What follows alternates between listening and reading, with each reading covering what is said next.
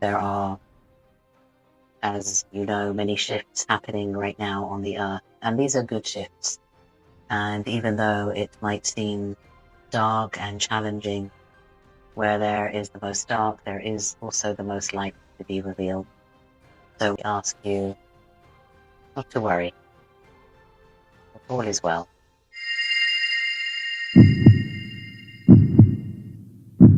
Welcome to the Heart Pot. The guest I have here today is an intuitive channel and a chakra healer who currently lives in Israel. She is devoted to guide others toward remembrance and co-creating a new earth. Welcome, Michele Channels. Thank you so much, Fiona, to be here. Grateful for you being here, even though I know that Israel is right now having a pretty chaos moment. I definitely want to dive into more about how is your life living in Israel. But before that, I want to ask you, what's your life before you walk on spiritual path? Yeah, I mean, it's an interesting question because I grew up in a very traditional British Jewish home outside London. We were very connected to our synagogue, and we went to synagogue on Shabbat. So we did a lot of all the traditional things, but really no spirituality. So I had no real spiritual connection like growing up as a child, which like nothing at all really, other than sort of religion. But what was interesting, when I was 22, I went to the US for the first time as a camp counselor. And I had a calling to go to the US. And I think that somehow, I'm not really sure, but somehow first of all, I went for a psychic reading, and I seem to know about that. That was interesting, which wasn't a very good one. And I also remembering for some reason this book falling into my hands, How to Connect with Spirit Guides. So this was like my early 20s. I still have the book. I have to this day no recollection of why I bought the book, how I'd even known about spirit guides, like, because there was zero of that growing up. So to this day, I can't really even answer how that happened. I just remember buying the book, having the book, and then reading the book one day and having this sort of, as I read the book, sort of following the instructions, I remember feeling something and going, oh my goodness, and then putting it away for quite a while. So really wasn't into my early 20s that I really started to get involved in spirituality. And then I started, connecting to Wayne Dyer and Louise Hay. And then I was just like books and reading and Shakti Garwain and all the all the spiritual teachers and books that I could get hold of. It was only books at that time. So you said that you feel something in your early 20s reading that book the first time. What's the periods of time that you stop between you actually step into the spiritual path, fulfill your destiny? Basically, it wasn't until probably, I guess, maybe sort of 15 years later, when I started connecting to guides again. But that kind of started my spiritual path. So I was on a, from that point onwards, as I said, I was reading lots of books. I was, finding everything I possibly could around spirituality. So from that age onward, I didn't really stop. But it was, about 15, 20 years later that I actually connected to my guides again for the first time. Is there a significant moment where you feel like, oh, okay, I'm ready to connect with my guides now? Yeah. I was actually living in Los Angeles. I was living in the US for 16 years, and I moved to California. Also, my guides had basically told me to move there, so I moved to California from Israel at the time. And I was actually studying Kabbalah and studying Kabbalah classes, but I felt like there was something still not quite something missing. I was sort of fulfilling my, some part of my spirituality still connected to my Judaism and Kabbalah. So I was really fascinated by all of that, the sort of mystical side of Judaism.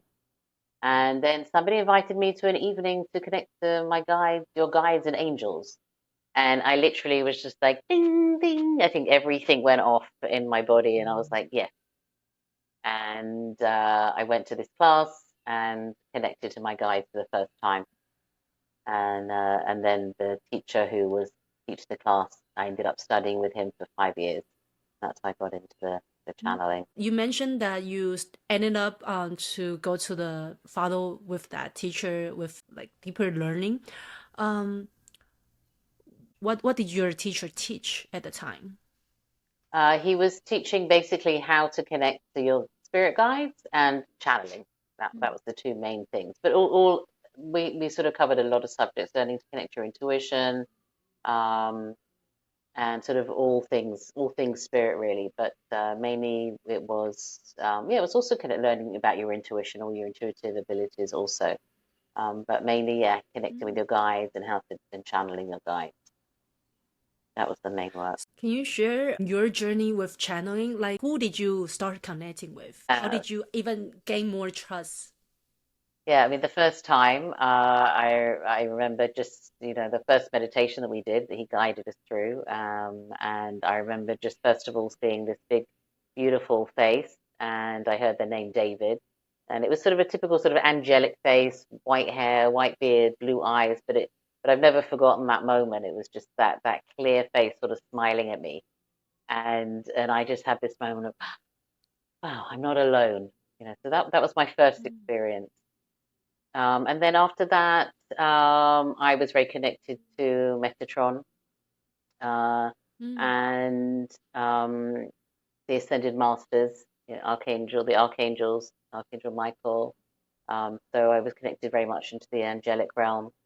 As I said, Archangel Metatron, and then my own personal guides that started to come in.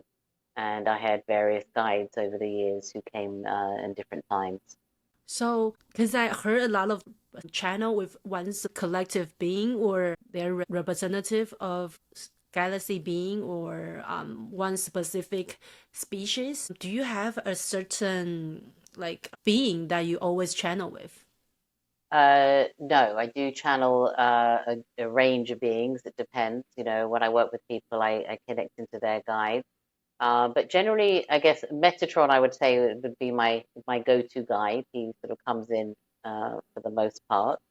But I really sort of tune in to whatever it is, at the time, what is coming through. And generally, it feels like usually a collective of guides comes through. So it's sometimes one, but generally I feel like it's more of a collective that comes through. And more recently, and this is really only in the last sort of month or two, I felt very called that I'm just really just channeling the divine essence that's coming through.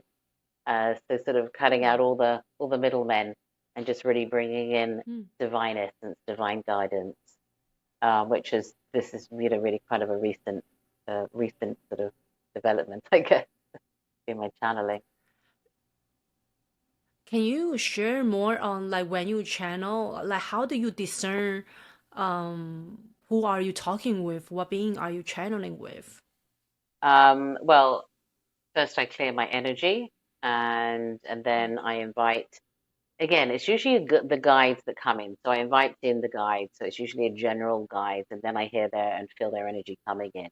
So I don't necessarily always. Sometimes I get yesterday I was with a client, and then Merlin came in.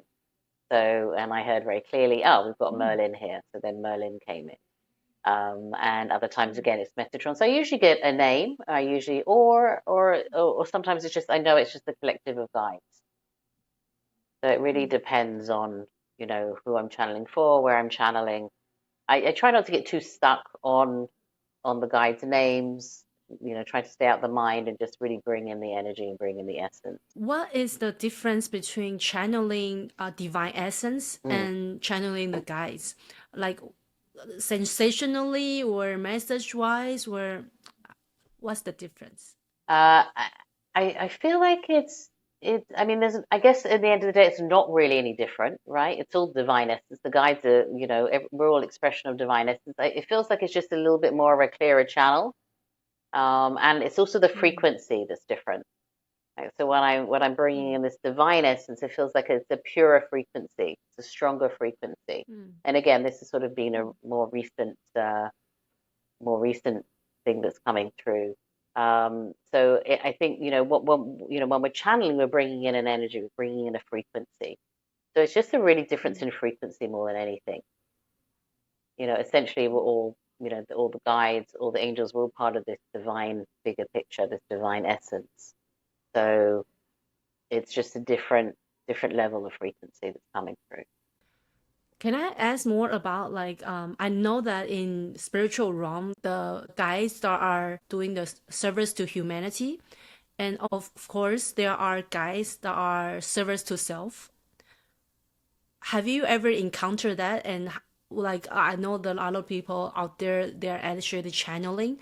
Like, how do you discern whether they are channeling the being that's service to humanity? I haven't really ever experienced the other side. And, so I'm always trusting that I'm, the beings that I'm bringing in are here to serve humanity. And I think it's also just sort of really being able to discern energy. So, and it's also before every time that I do channel, I'm clearing my energy field, and I've been doing this for a long time, and clearing my chakras. So, like anything, the clearer you are, the clearer the channel. So for me, I've never really experienced anything other than, than beautiful divine energy. And I think, when you really connect into guides and you understand them, that, there's a certain energy, and they're also very funny. There's a humor to it. There's a lightness to it. They're never going to tell you anything negative. So that's how I always say to people who are trying to figure out. I said, well, if you're getting if you're getting judgment and negative and criticism, then that's definitely not your guides. Guides are only coming in with divine, beautiful light energy. And thankfully, I've never experienced anything else. And I think it's also, setting is what you're intending. Also, is what I'm intending to bring through. So it's very important about, our intention before we go in and channel. As you mentioned that you had this calling telling you to move over to California, and you have this calling to move over to Israel. Can you tell us about that journey? Were you able to channel at the time, and how is that calling comes online for you? I wasn't channeling then. I only started channeling when I was already in the US. It's a little hard to explain, but we'll talk about Israel first. I mean, I was younger then. That was always just seemed to be innate in my being, that I always had a connection to Israel, and it felt like through my childhood there was always that connection. I always kind of knew that I was going to end up living there. Again, I can't explain it, but there was definitely a feeling of this is my home, and at some point I will live there. So I did. And then I was still really at the very beginning of my spiritual journey. And I'd been in Israel 5 years, and I was living in Tel Aviv, and it's like the signs start coming. I kind of make a joke because I was watching like Beverly Hills 90210, that was like the show.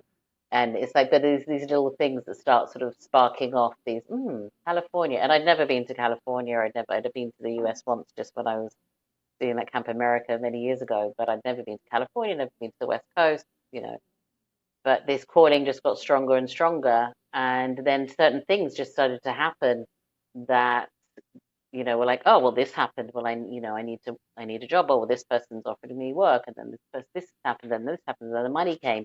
So all these things started to come to me without me doing anything. And it was just, in the end, it just becomes an overwhelming, this is it, just a yes. It's really interesting. And the same thing happened when I was living in California, that I got called to go to live in New York. And again, I didn't want to live in New York. I was like, I don't like New York. I don't live. And then again, the same thing happened. So I'm like, all right, Spirit, if you want me to be in New York, then I need this and I need this. And then all of a sudden this happened, this appeared, I got the apartment, everything came together. So when I'm supposed to be somewhere, however resistant I am, it doesn't matter. All the things come together to to push me there. And it's just, and also it's a sort of Wow. a feeling inside that it's just like, yeah, this is just feeling right, and it's beyond the mind. It's fascinating hearing you that all this synchronicity just comes in or support you. And you mentioned that you had a resistance of going, for instance, New York, but then you asked that if you really want me to go there, you gotta bring me this and that. Did they really bring you exactly what you wanted to support you there? Yeah, Or wow. yeah, yeah. Can you advise for anyone that I bet a lot of people on spiritual journey that they have desire or they have passion of wanting to go somewhere, move to some new country, or even to do something that that's outside of their comfort zone, even though they're getting the sign, but they're probably not getting enough resources. Like, how would you advise those people to actually communicate with the guides, or to discern that whether it's their own ego thinking that they want it, or they actually are calling? Yeah, that's a good question. I think it's, really asking for signs, really asking for signs, and really, and you have to listen, you have to be open to hearing. If it's ego driven anyway, it's probably not going to happen, right? We have to be very sort of discerning with, what is my ego and what is my guidance. And this takes practice and understanding and learning. But I think at the end of the day, I'm sort of trying to, sort of think about how it works for me. So that, so something pops up in your field. It's like, oh yeah, I'd really like to live in Italy, let's just say. Okay. So, okay, this is really calling me, and we have to do the physical things too. So we have to start, doing the physical things, looking, what do I want to do? Where do I want to go? And then usually when it is aligned, things start opening up. I mean, that's what happens. If it's not aligned, then things don't open up, right? It's not about fighting and forcing anything. This is how I've experienced it. If I'm pushing against something and I'm really trying, if it's not working, I'm letting go. Then I don't feel if it's aligned. But if it's aligned, then I'm aligned with this moving to Italy or moving to wherever it is, whatever I want to do. If it is aligned, things are going to open up. But it's really important to sort of, you have to surrender into it. You have to really relax into it and trust this flow. And again, that's really a sort of moving out of the mind and coming into the heart, really allowing the heart to be open and really, really listening, and also listening, looking for signs, sort of being really observant of what's going on. But if, the doors are not opening, then okay, then I don't go that direction. Right. Again, like with New York, it was like, I didn't really want to go to New York, but it popped into my head. It was like, okay, New York. It's like, all right. Because it's also a bit of surprise also, because it's not always necessarily where we want to go. I mean, as I said, I wasn't really, thinking about going to New York, but, it literally dropped in. And then I was like, okay, so then it drops in, and then I'm like, okay, well, let's see, where this lands and where it flows. So we're sort of following the breadcrumbs, essentially. I would say that's probably, maybe the simplest way of doing it is following the breadcrumbs, sort of opening up and saying, okay, this is where I want to go. Let's see. Let's make the steps. Let's do the actions. We have to do the actions, obviously, and then let's see, what spirit brings me. And spirit will bring it to you if you're supposed to be there. Oh, thank you for sharing that. I feel like a lot of people would like sort of like misunderstand the concept between letting go of, like, in terms of, like, do I really let go in a way that I don't do anything and everything will come to me, or to find a balance between doing and just surrendering? How would you advise that? Well, I think that's it. So what I said, it's like taking the action steps. It's okay. So say I want to, I'm using Italy as an example. Say I want to go to Italy. So you start looking at different places, in Italy that I want to go to, what's interesting.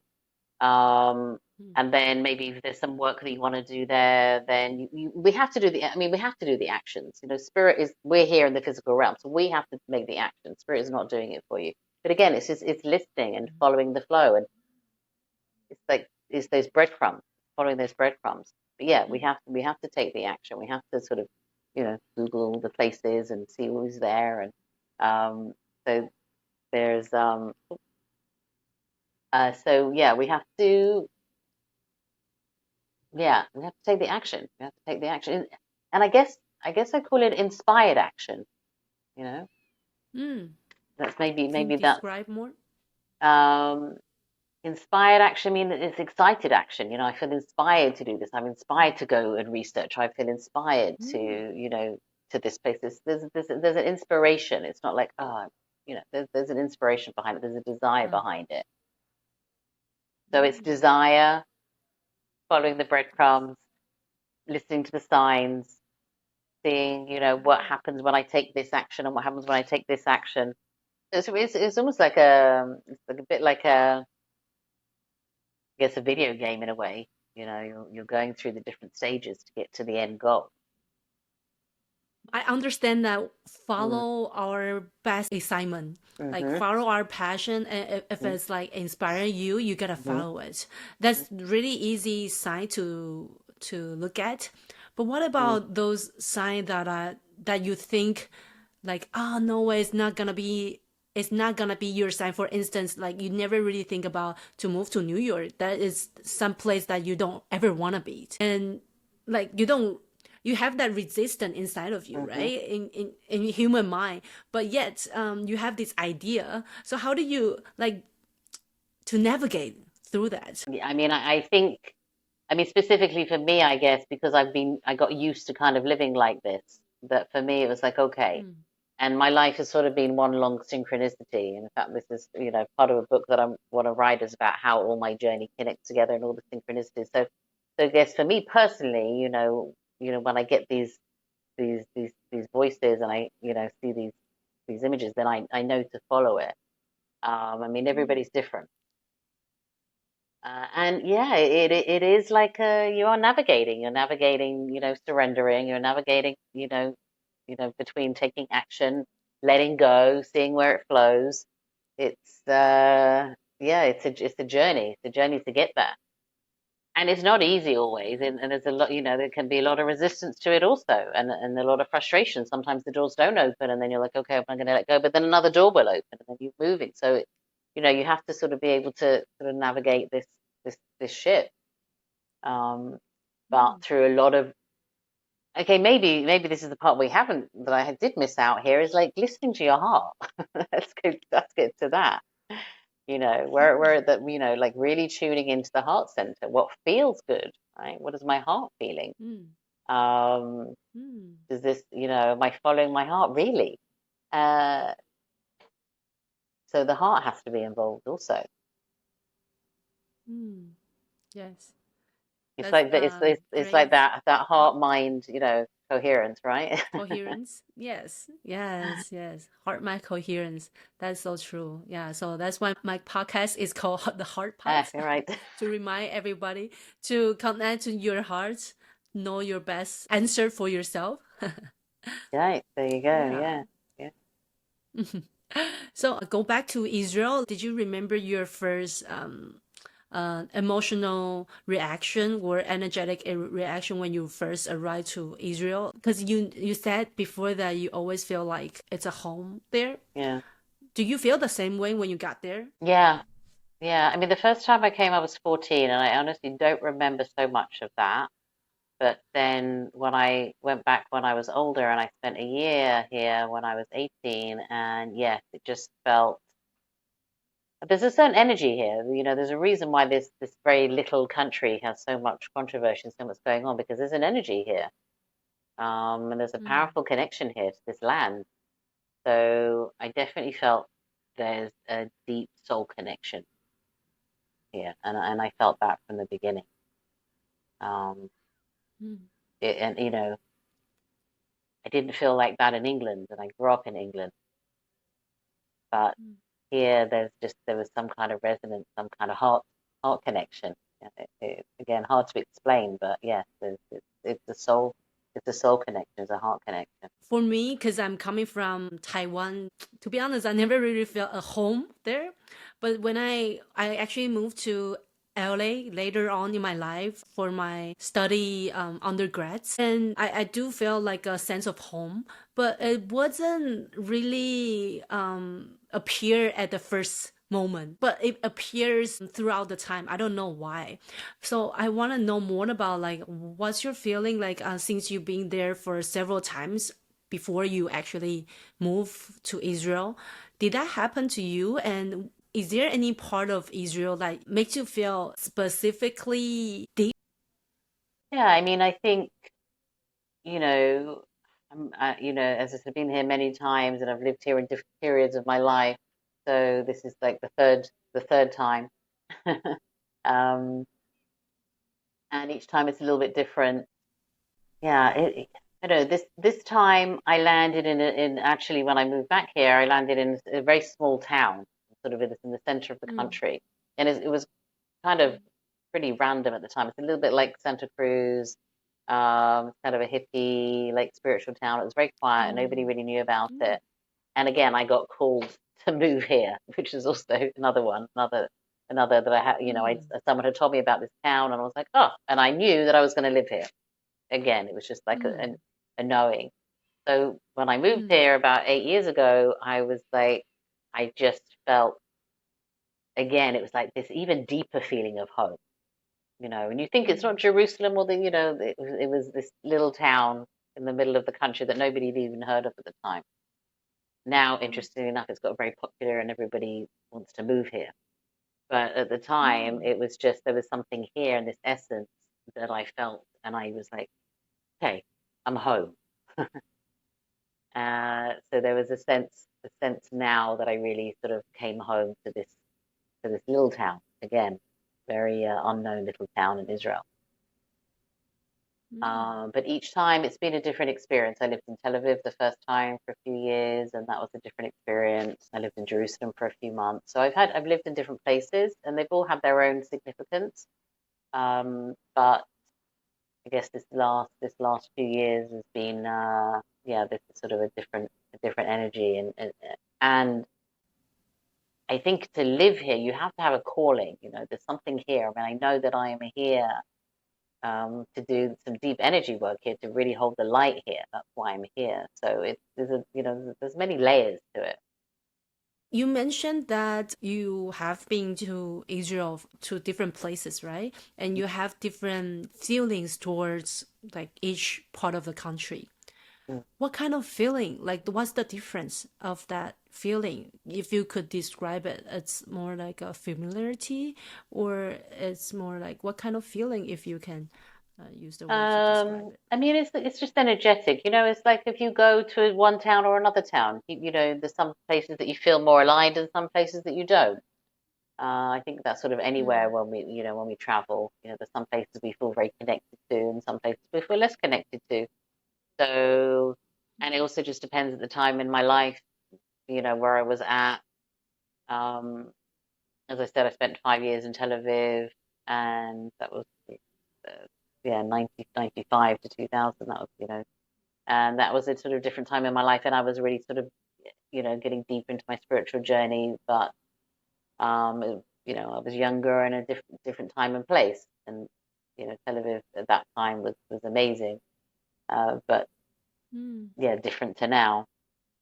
So I think I don't know. It's just different times, different places, and different energies that I felt when on my journey. How is it like to live in Israel, especially knowing that it's going to be a lot of war? Were you afraid to move?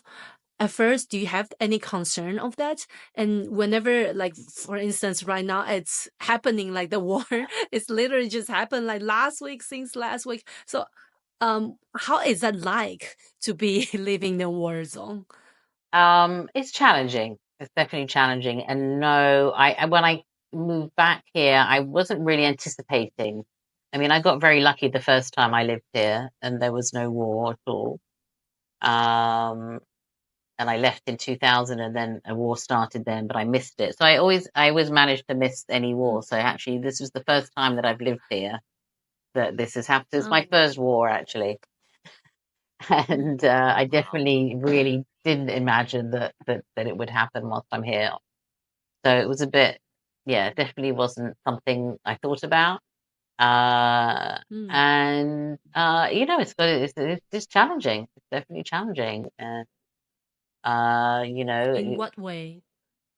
I mean, in so many ways, first of all, just, my first sort of siren, the first time I was, a year ago that I had the first siren, and it's very shocking to the system. So obviously your central nervous system is just like, what's going on? So you have to sort of adjust to these, very, and especially sensitive beings. It's very challenging. Start adjusting to these loud sirens and managing the fear, because you just, at the beginning, you really don't know what's going to happen. And every time there's a siren, you have to go into the safe room and close the door and sit there and wait. So it's stressful. It's stressful. I mean, I feel very blessed because of all the work that I've done. I do know how to manage my stress. I do know how to manage my nervous system. But even so, when those alarms go off and the sirens go off, my heart starts beating, and you start the fear comes up. And then I know how to regulate myself, so I work on regulating myself. So that's on a more physical aspect. Other aspects is sort of just, your life, your life stops, and everything changes, and then, the shops all shut down, everything's sort of like, it's like having COVID times, everything suddenly stops. So life stops, and you have, this becomes more internal and staying in, and things close down. And I mean, this last week, everything sort of shut down for the first few days, and now things starting to open up again. But in the meantime, you're in the supermarket, and suddenly the alarm goes off, and everybody looks at each other, and everybody's like, okay. And then, you're waiting for the siren. And if you're in the supermarket, you have to find a bomb shelter close. Or so it's, it's a lot. It's a lot to manage. And people have, babies and kids and dogs and. Oh, so could I imagine it's might be a little bit like COVID, where the stores are closed and everything that you can't really get your supplies and you have to prepare in advance. And whenever the siren goes on, if you are at home, you have to stay at home. And if you're in the market, will be forced into certain room to stay safe. I mean, you're not forced to. Everybody can do whatever they like, but most people will go into I have not been, thank goodness, in public. I had today, actually, I did, but I managed to drive home before the siren went off. You get a warning, and then you get the siren. So first you get a warning that there's, going to be a siren. You have like a little time to get to a shelter. So. But but you're not forced to do anything, but essentially, to avoid, getting. A lot of it is like there's like when they're sending up, these anti-missiles, and then they shoot them down, and then there's a lot of debris, which is why they, want to not be out in case something falls. So did you actually see the missile go off on your sky and all that? I don't see the missiles, but you see the anti-missiles going up. You see these anti-missile shooting. Like a little fireworks show. So you go out and you're like, you see that. Yeah. Have any like clients or any people or friends that are like surrounding with you this time where they feel really anxious or afraid or unstable? Like, can you share a little bit more on like the status of the people, like their mindset status of the people at the time right now? Yeah, I mean, it's mixed, there's people who are very, very deeply afraid, and they're completely, central nervous system's completely out. And there's people who are less afraid, really, I think, everybody's sort of having the individual experience. And I think that's a big part of it. It's like I'm experiencing something different to the person, down the road. And, and also where I'm living, we have, less sirens. And in Tel Aviv, they're having sirens every, 5 minutes. So it also depends where you live. So there's a really wide spectrum, um, you know, of where you're at and what you're experiencing. You know, as I said, you know, for me, I'm obviously more aware of my energy. So when these, you know, the sirens go off, I usually sort of want you know, you get the initial heart pounding because that's, you know, the human response. And then once that calms down, then I know how to sort of breathe and I tune in and you know, I'll connect into my heart and I'll, you know, just use my breath. And because I do a lot of meditation, I know how to sort of bring myself into a more relaxed state. So it just really depends, you know, where you're at. And, you know, as I said, some people are super stressed, some people are less stressed, some people are completely oblivious. It just really depends, you know, where you're at. Oh, interesting. Because for me, I'm actually from Taiwan. Mm. And even though there are news outside of our country where it's talking about like China is going to take us down and all that. And I understand that when people they're living outside of the country and they're asking me like whether I am afraid of, you know, the war and all that. And for a lot of Taiwanese, we're actually like, it's like they've been talking about that for ages. And so we're like pretty much ignore. We don't really feel like there is a war will be going on. We're just mad about like being suppressed and all that. We never really think of there is a chance of having a war. So nobody's pretty much afraid. So Right. I'm just wondering, like, people in Israel, what does that feel like to be, you know, having the war on and off at the time? Like, are they used to it already, or is it like, Yes. Yes, what they is it are. like? They're used to it. I mean, you know, I didn't grow up here.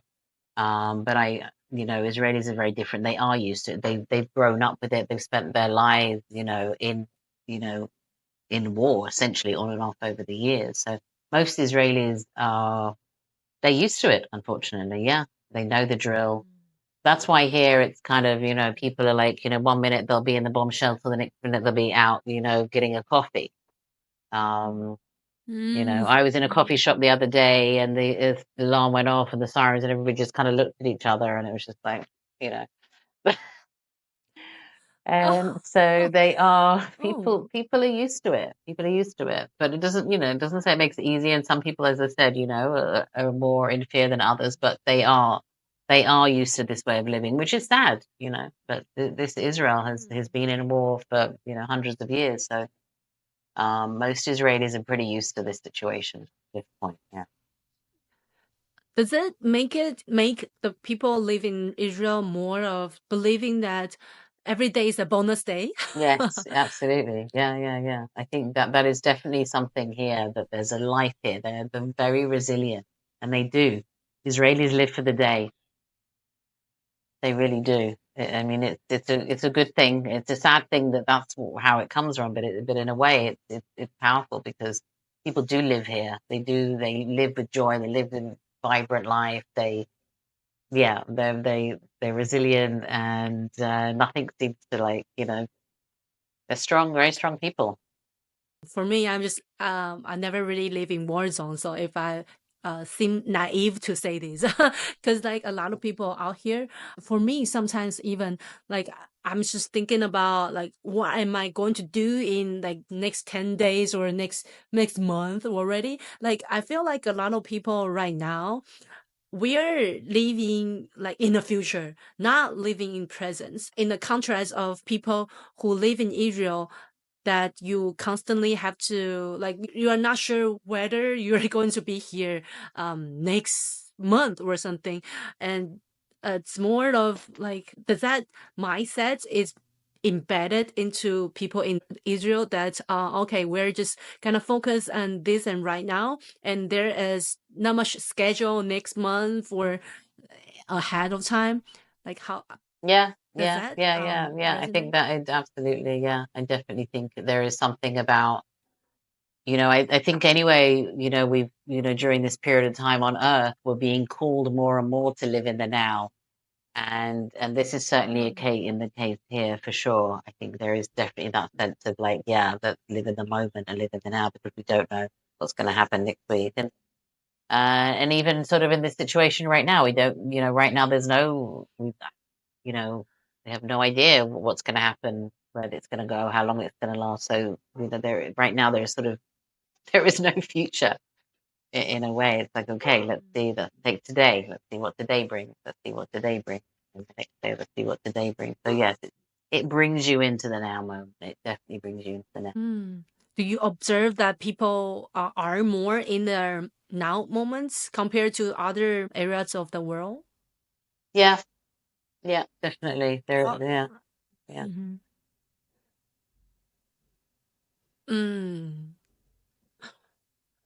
I mean, I think it comes out when I you see really people living their Mhm. lives, people, because it amazes me. I watch and I see how people live here, and I'm just like, wow, it's amazing how, how people they get on with it, they continue, despite everything going on. Yeah, because I just like trying to comprehend in a way that right now like people are just worrying about like their how are they going to take their business to the next stage, how they're going to like buy this and that and achieve whatever they want to achieve, not knowing that life is so short where you are not even sure where you are in 10 years, but pretty much a lot of people are still making that 10-year vision and all that. So yeah, I kind of try to understand how people operate in Mm, Israel. mm, And how did you observe that? And how did you like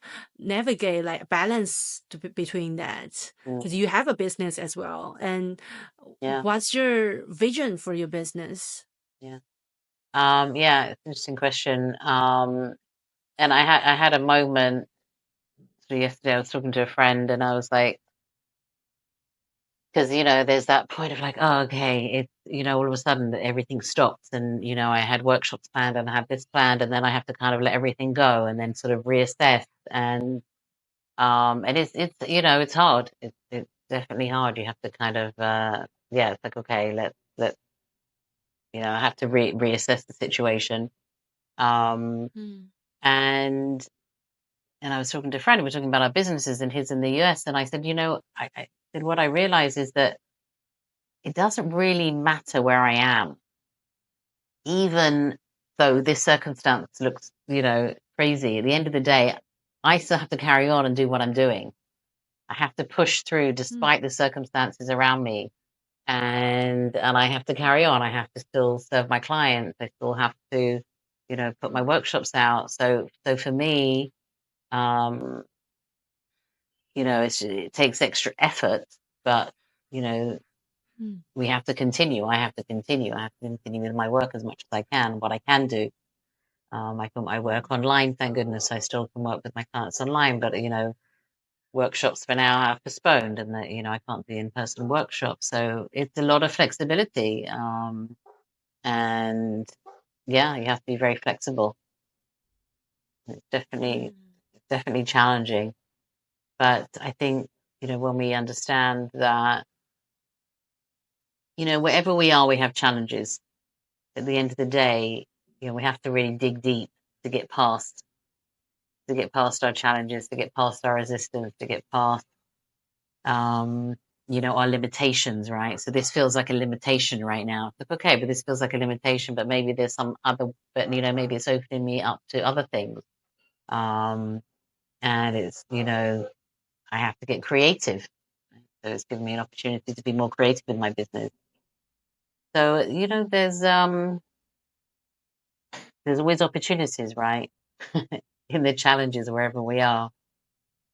I can only speak for myself. Obviously, I don't know what other people are doing. Listen, it's challenging for people, especially a lot of, especially if you work for yourself. And a lot of people struggling here financially, we're very affected.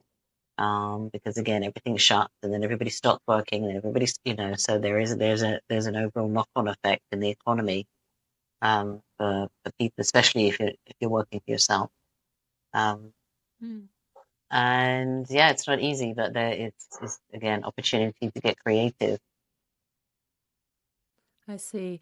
And as you mentioned, you feel that there is a lot of energy, like energetic intense or intensity, or that energy is different in Israel, right? For probably not a lot of people who know about it. We know about like there are a lot of war in Middle East, but for me, just recent time, I just realized that, oh, there is an energy vortex in Israel. But for people in the audience, they probably not familiar with that. Can you explain that, what you heard and how you feel about it?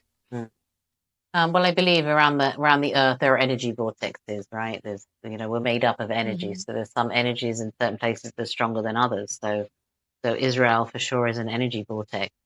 Why, I don't know. I mean, this is this is just what it is.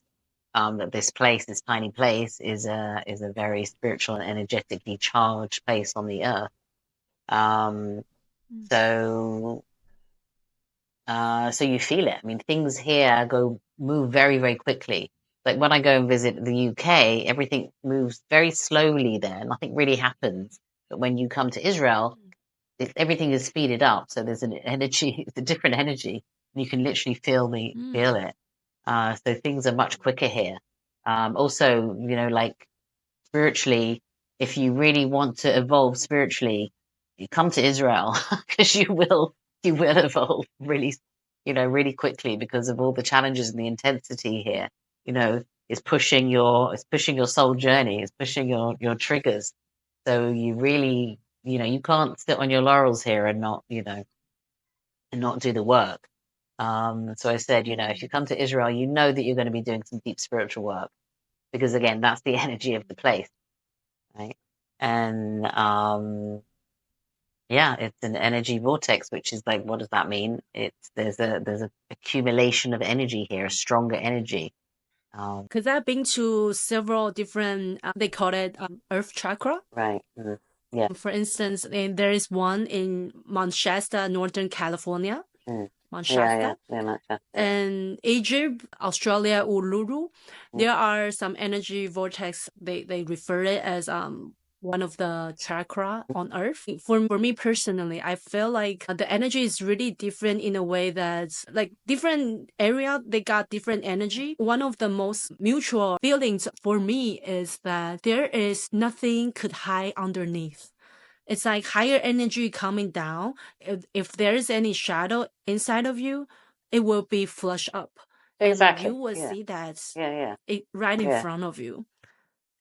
So is that how that's like in Israel? Yeah, that's what I was saying before. That maybe you explained it better, but exactly that. Yeah, your shadow is going to come up. Yeah. Can you share more of your most impressive shadow that you like either you overcame when you were in Israel? I think, I think, which is probably I'm still working on it. Is Israelis.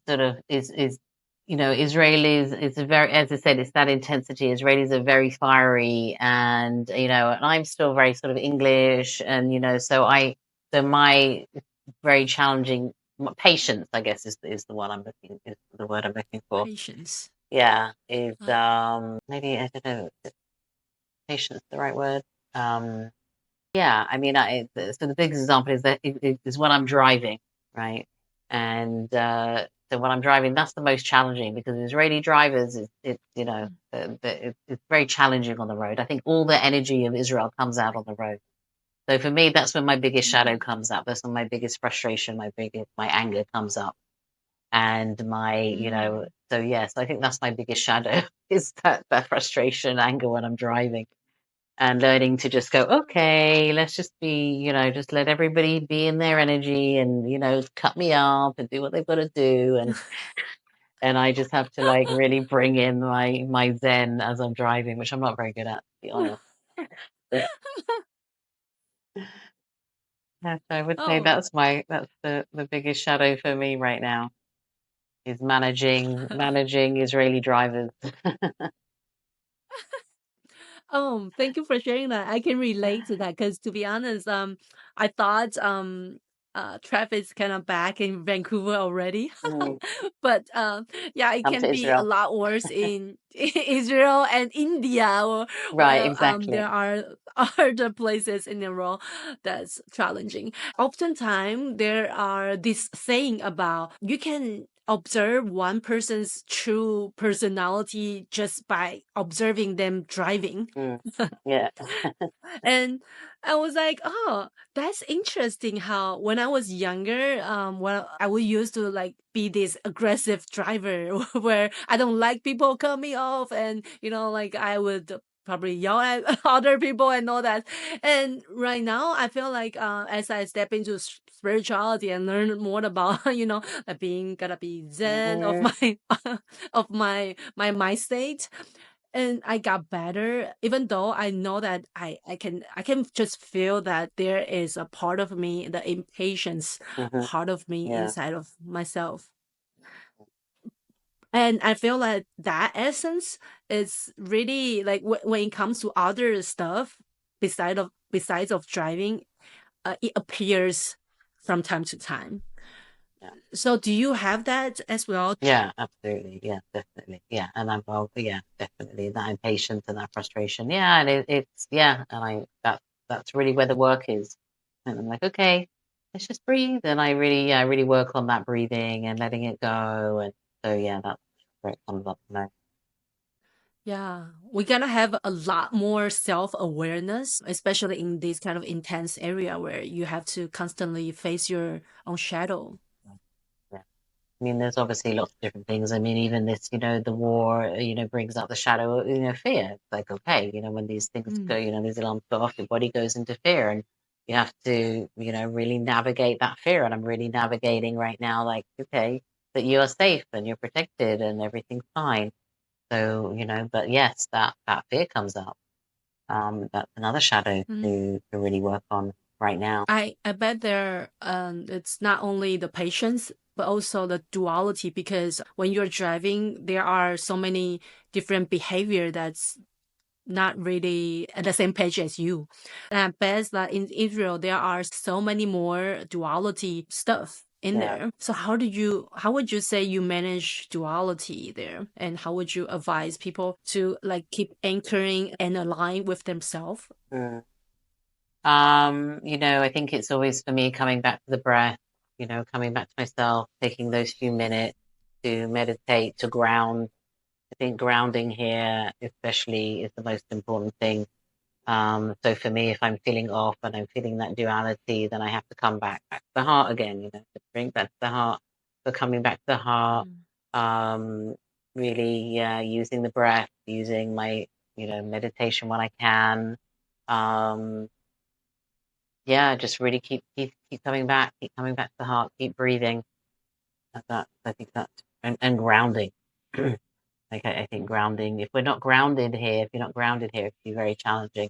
You really have to be solid in your core. You really have to feel that earth, feel that ground, and be strong in your solar plexus. Also, like be really, really strong in your power center. Really be strong in your I am, sort of bringing yourself back in, because you can get pulled in so many different directions by the energies here. So it's like, okay, let's come back to myself, come back to my center, ground, using my breath. But yeah, grounding, I think, is the most important thing, and really holding your core, like being strong in your core, your center. Yeah, and I mean, like you have been living there for 5 years. It's a pretty long time. Yeah, 9 years If actually this looking, time. oh, 9 years. Yeah. 9 years, Yeah. wow. And looking back, from like year 1 to year 9, do you feel the difference already? Like, can you describe your first year and your 9th year? What's the difference between that? Your state? My state. Well, the first year, I think I was, I was doing a lot of running around. I was very busy. I was living in Tel Aviv, had a very different energy. So then I was probably a lot less grounded. So now I'm definitely more grounded and definitely more centered. Um, Definitely clearer in myself and who I am and what I'm doing. And, this sort of, 10 years, well, be nearly 10 years, but like, 9 years is, I feel like I've completed a lot of stuff in those last 9 years. And interesting, I left the US on, it was the 9th of the 9th month, which is the 9 is completion, the 9th year. And I just completed in September my 9 years here on the 9th of the 9th, actually. That was my 9-year cycle had completed, which was interesting. So I feel like it was sort of 9 years of clearing a lot of stuff, actually, of clearing a lot of old energies, sort of coming back to Israel again after being away for 16 years. I was away, so coming back these last 9 years have been, a lot of clearing, a lot of coming back to myself,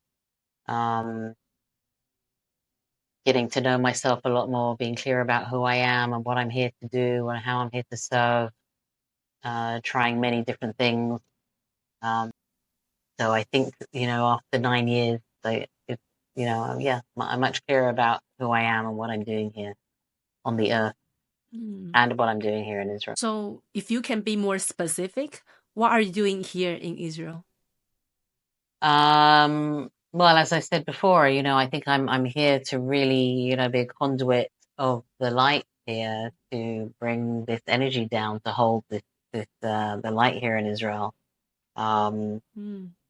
And to help other people with that too.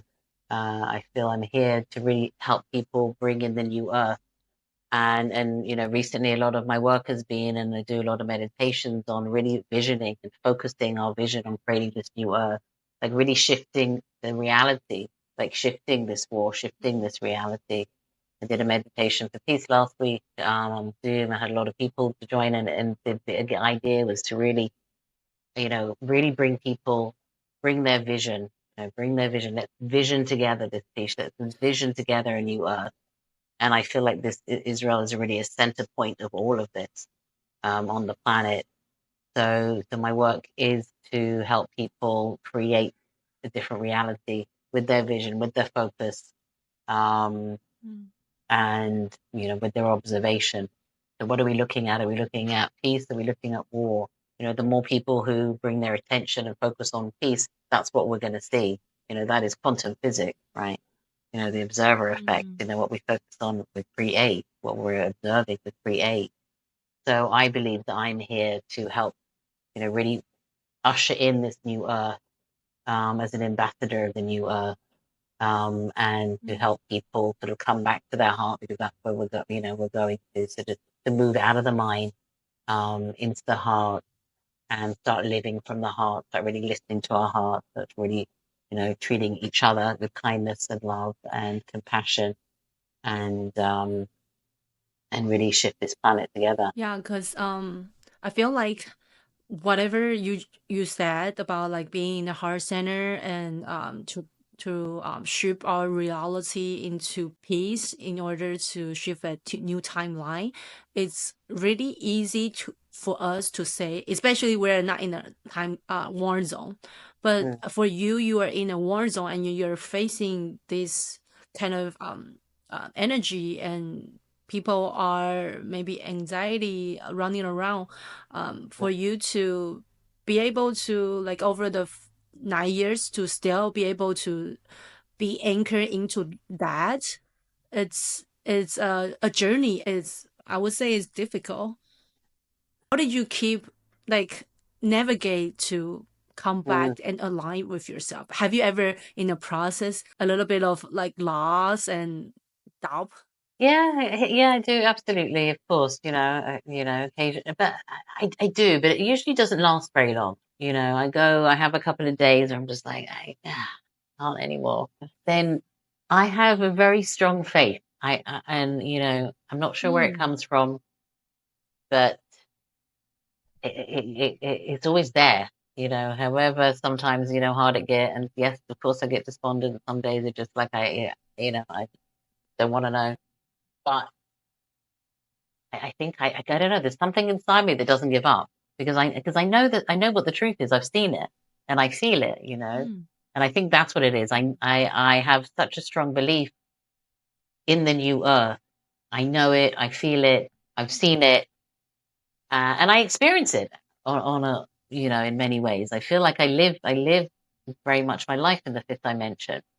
Yeah, so I just have a very strong faith, and belief that this is happening, and that I happen to be here in this crazy war zone right now in order to help other people see this and and bring this and usher this in. When you're in your childhood in UK, your background wasn't spiritual, and when you step into spirituality, or even to decide to move to States, move to California, how was your family reacting? Was there anyone support you? Usually with my family, I usually tell them after I've made the decision. So usually I tell them once everything's settled and sorted, then I tell them. So yeah, when I told them I was moving to California, they weren't that thrilled. For sure. But I think they've got used to it now. But yeah, usually I wait till it's all set up and everything, and then I say, okay, by the way, I'm moving to California and this is all sorted out. Yeah. You are a very strong woman.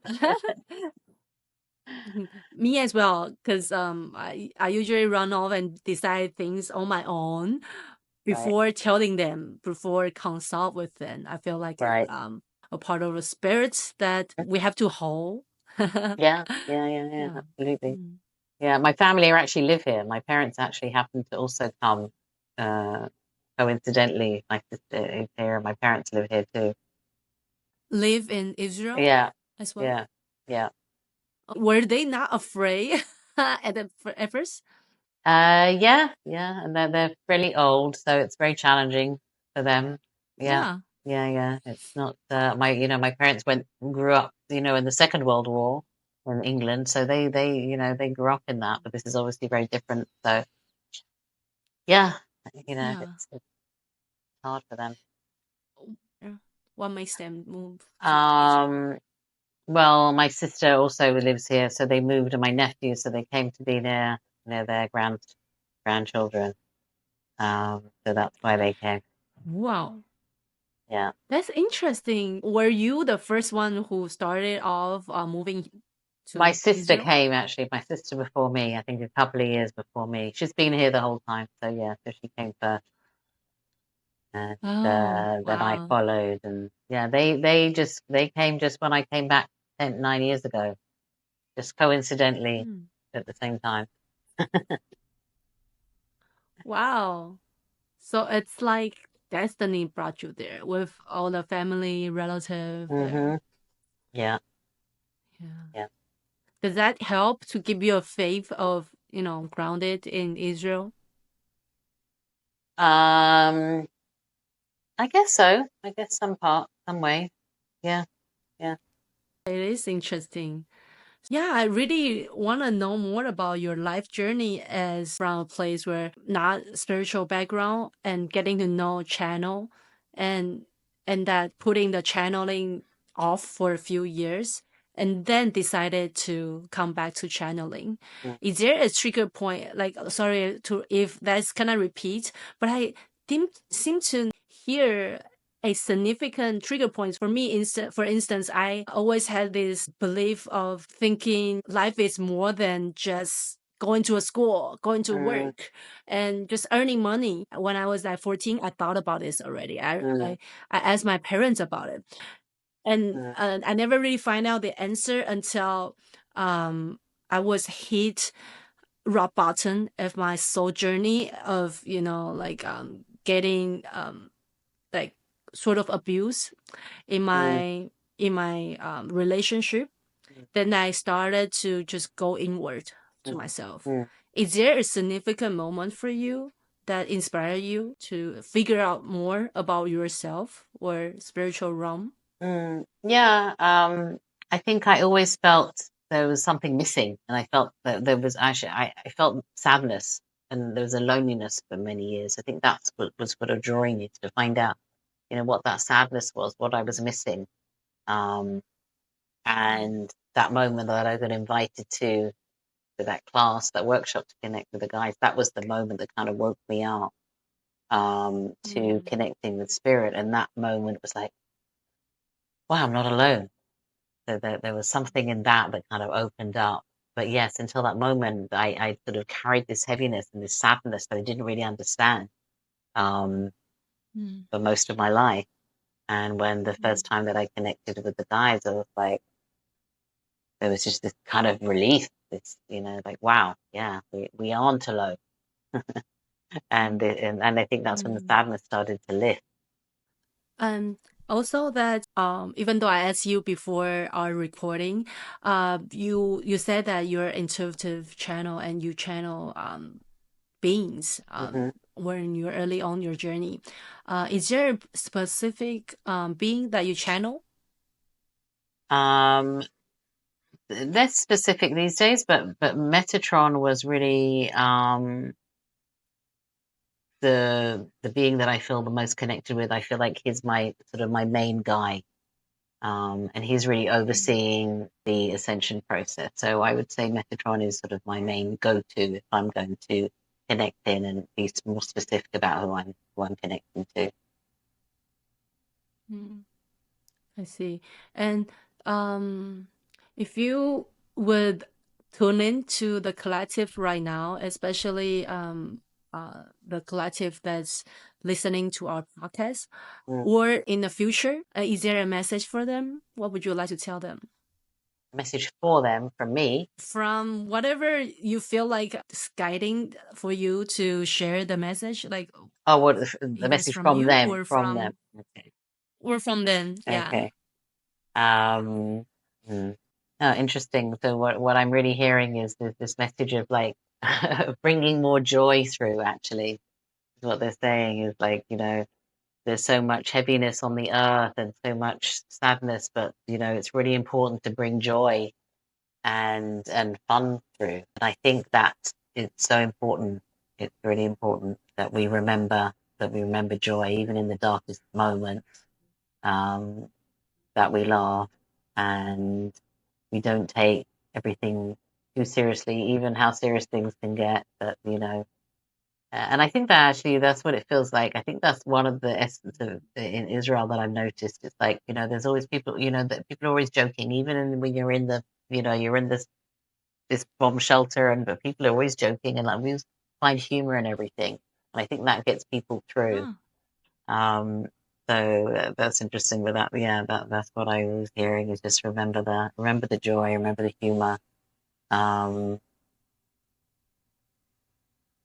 that's really what gets people, through. Being able to laugh at adversity. Yeah. Yeah, to laugh at ourselves, laugh at our circumstances. Keep our sense of humor. Super important. That's nice. Yeah, because at the end of the day, we never know that how long we're going to live. If that last moment it's like we're dying away with sadness or with happiness, we can just choose that, right? If we're going to die, like, do you want to die sad or do you want to die happy? Right? Yeah, absolutely. We can choose that in every moment. We can really choose that in every moment. Find humor in everything. Yeah.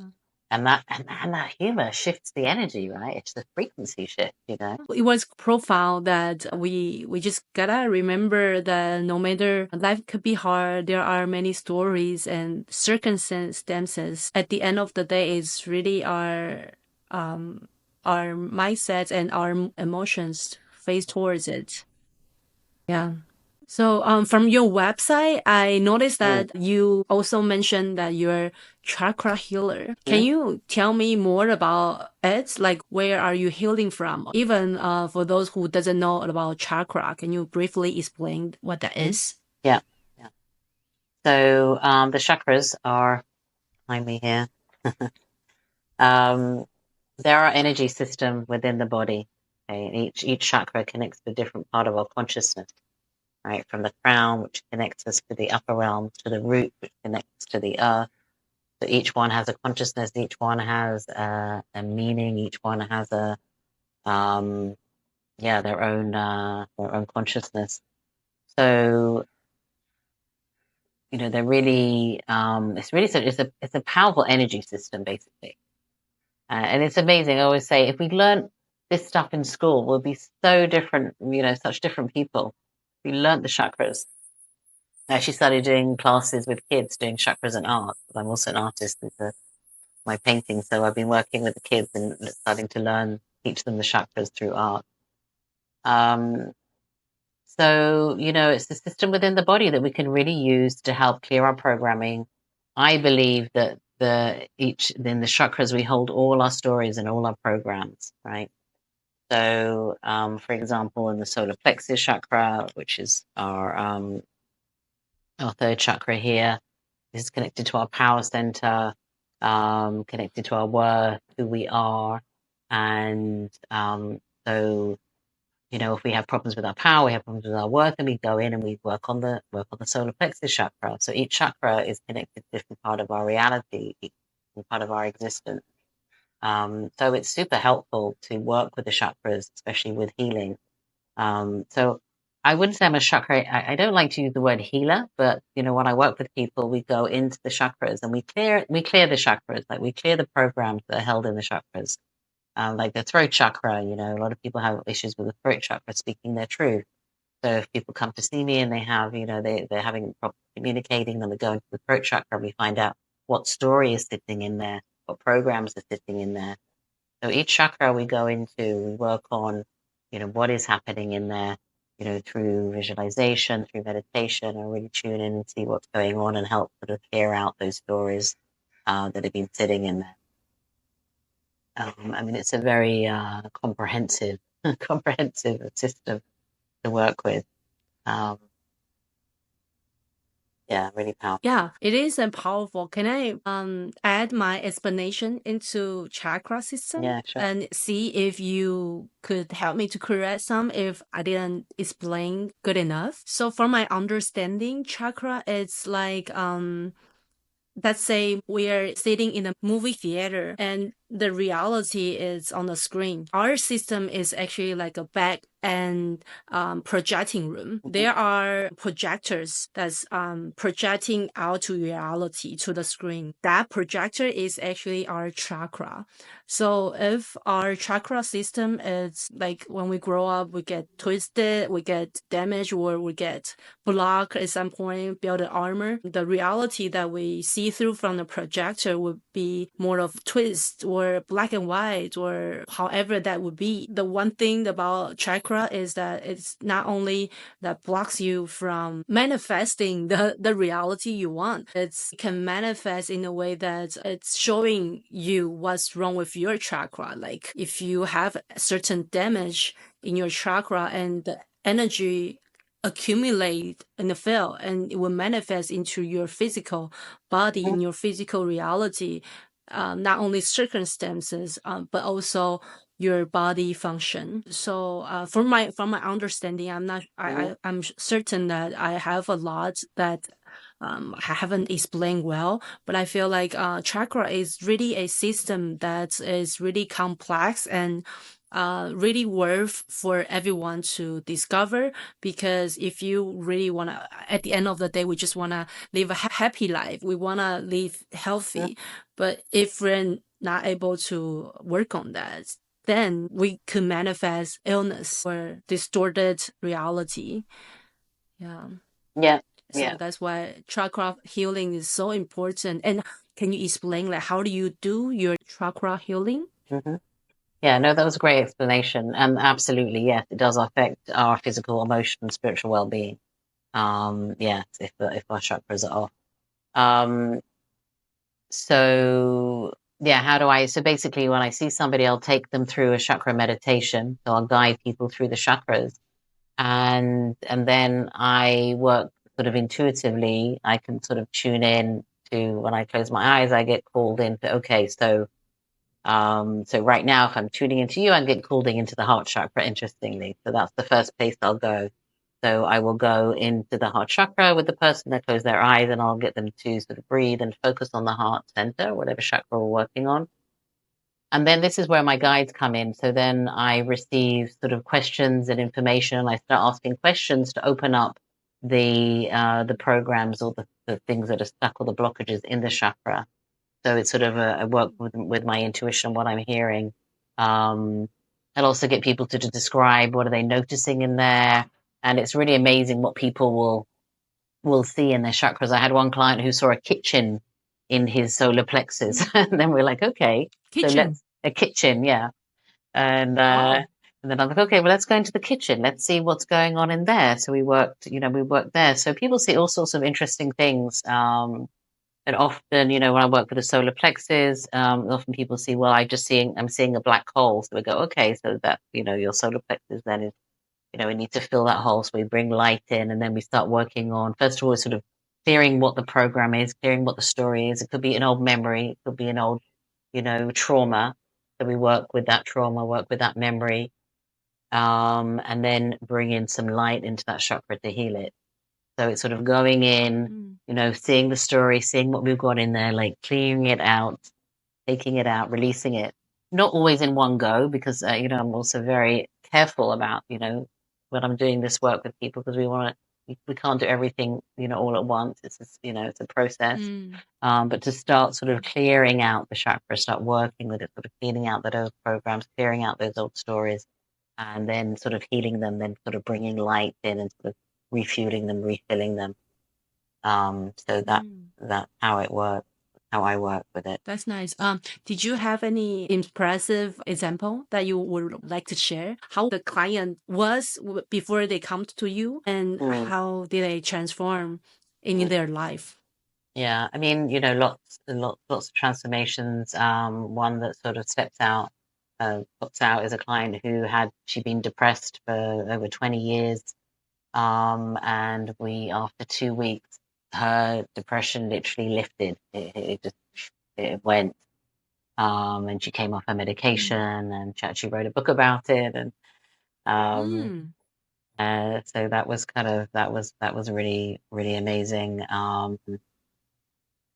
And yeah, lots of transformations, people sort of shifting, they leave feeling much lighter. They leave, things start opening up. So it's, that's a lot of powerful transformations for that one. That one was probably the biggest sort of shift from one experience to another. If you could share a message that for people who wanted to learn more about chakra or even experience chakra healing, because for the first time they will probably like not understanding what that is, and before they wanted to even look into the healing, what would you suggest them? I would suggest, there's so much information out there right now about, these days about the chakras. So I probably just start to, get some books or go online and start reading about each chakra. And, start to look at maybe what their issues are. I mean, often also, again, like physical issues, a lot of people, if they have, digestive issues or something, then they can, okay, well, there's something going on with my solar plexus chakra. Or, people having trouble communicating. So, sort of really looking into what the issues that you have in your life, and then looking at the chakras that are related to that part of your life. And just start sort of diving in. As I said, there's so much information about chakras out there. And it's, it's nice to work with somebody, obviously, it's harder to work on your own, but it's always easy to start doing I started doing chakra meditation many years ago. That's how I started working with the chakras, because that's how I connected to my guides. That's how my teacher taught us how to connect to our guides. We did a chakra meditation. I didn't know anything about the chakras, but because this is our channel also, so it's very important that we have this, this is our central channel. So we want to clear this channel. So I think, starting to, go on YouTube, find some chakra meditations and start doing chakra clearing meditations. I think that's great. That's how I started. I think that's a great way to start connecting. Can you share your direct experience of like clearing chakra, connect with channels? For instance, when you have experience certain blockage in your chakra, Does it block you from receiving message? Yeah, it can do. Yeah, I would say that the clearer my chakras are, the clearer my channel is. 100%. Yeah. Did you have any Yeah. experience of like you clear something out and you suddenly get more clarity on things? Yeah, absolutely. I think, I think pretty much that's been my journey because I've done so much of the chakra clearing. The clearer I get, the clearer my channel is. So absolutely. I think that sort of happens automatically. I don't have a specific instance, but something come to mind.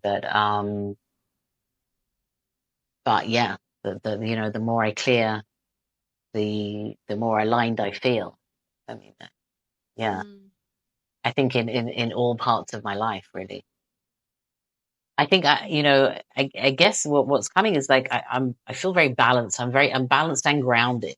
Right? I feel balanced. I feel grounded, and this is because of a lot of the grounding work that I've done, the heart work I've done, the chakra work I've done. And again, the more you're clear, the more aligned you are, really, because this is what we're doing. We're clearing our chakras. We're aligning, like we're bringing all those parts, the mind, body, soul, together. I see. Since you're living in a war zone, and I'm sure that if more people able to contribute in some way or able to help you to like go on to our meditation in some way to bring some light virtually, is there anything that you would want to share with the audience who wanted to contribute in some way or bring some peace to the war zone? Like what could I do? What I want is everybody to envision peace, right? To really sit down, close your eyes and open the imagination and see peace. I always have this vision of everybody coming out of their homes from all the different places and all the different, everybody who's in conflict here and coming together and hugging each other. The Palestinians, the Israelis and the Arabs, and we have many, we're Israel is full of, we're living together with the Arabs, but everybody really coming together, really like sort of hugging each other. So I want and just also to see light and envision light coming to Israel and the whole region. This is the whole region that needs light. So using our imaginations, envisioning peace, envisioning everybody on the streets celebrating peace and joy, and so that's super powerful. And also just sending light, sending healing light here, which can be in any way you like. Again, like everybody has their own way, but in envisioning beautiful light coming here to the whole region. So that would be amazing. But I think if, I really believe that the more of us that envision peace, this peace will come. Yes. Really seeing it, really believing. Yeah. Blessing you guys for the light, love and the light to your especially to the warm region. What are you currently offering that you would like to bring attention to everyone? And where can the audience find you? So you can check out my website, michellechannels.com, my Instagram, also Michelle Channels. And so I'm offering one-on-one sessions right now, which is chakra healing, intuitive guidance sessions, where basically I work with you and your guides. And other than clearing chakras, I also, work with intuitive guidance. So if there's any issues that are going on right now, so there's a combination of intuitive guidance and chakra healing together. So I'm offering those sessions online. You can check all the information out on my website. And I'm also starting a course called High End Energetic, which is a 12-week journey, which we go from learning about the authentic self, how to connect to your guides, learning all your intuitive abilities, how to balance your masculine and feminine energies. So basically it's the 12-week modules, sort of going through all different areas of spirituality to really find that balance and harmony in your life and live your fullest potential from your heart. So that course is coming up. Anybody's interested in that, and yeah, basically working with me one-on-one to really get clear and to step into your full purpose and live from your heart.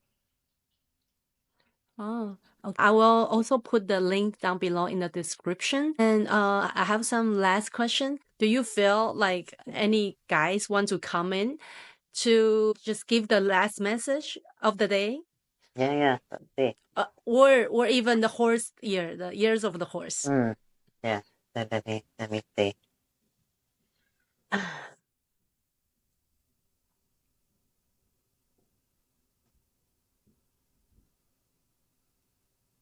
I'm just going to let it come through directly. Well, thank you, Michelle. Thank you, Fiona.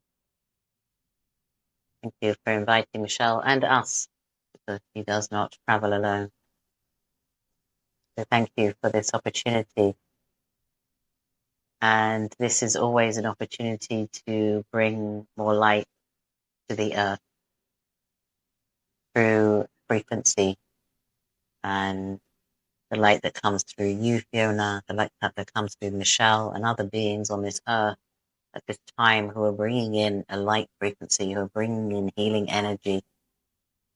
And this is so important and not to be taken lightly. So, of course, we want you also to take it lightly. But we jest. But yes, it is a time of great importance. There are, as you know, many shifts happening right now on the earth. And these are good shifts. And even though it might seem dark and challenging, where there is the most dark, there is also the most light to be revealed. So we want to bring in a message of encouragement, of joy, of optimism, that these changes, these shifts, and even this darkness that is happening is for good, for the highest good of all, the highest good of the earth. And we are excited for the change. We are excited for the shifts that are happening. We are seeing everything from a wider perspective. So we get to see the full gamut of what's happening, which I know for you on Earth, sometimes it's challenging because you're limited in your visions. So that's why we are here to come in to remind you that all is well, that we are here supporting you, loving you, guiding you. And we want you to really love yourselves, see yourselves, hug yourselves, and be in joy, be in love, and all will be well. All will be well. So we just ask you, let's just take a breath together. Breathe in this light through the body, through yourself, and release. Letting everything out. And just receiving our love in this moment, receiving our healing. We'll send it through.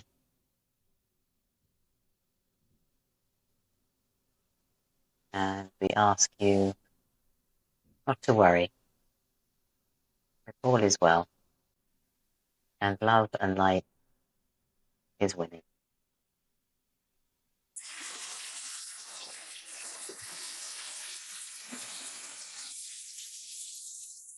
We thank you. We thank you for your service. We thank you for your bravery.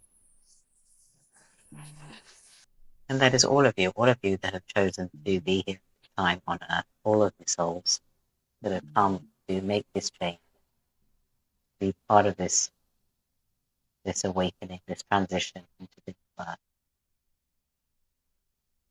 It's an honor and a privilege. And we thank you. Thank you. It was very warm. Very nice. It was, amazing. Yeah. Thank you for the guys coming in. Sharing that. Yeah, that's not really, it's hard to come out once I drop in there. It feels so peaceful. Yeah, it's so the power, and just I can feel it, and the internet got a lot stable Yeah, I heard all of something. a That's sudden. funny. Yeah. Yeah, that was funny. That was funny. Yeah. So so yeah, I can internet feel it too. Yeah. Thanks. Yeah, that was strong. So last but not least, what is that one thing that you can suggest anyone to create mind and heart coherence?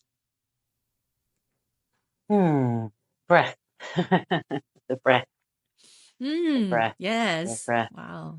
Yeah, just like when the mind comes in and everything's getting busy, it's just like, okay, bring your attention down to your heart, taking a breath, taking a moment.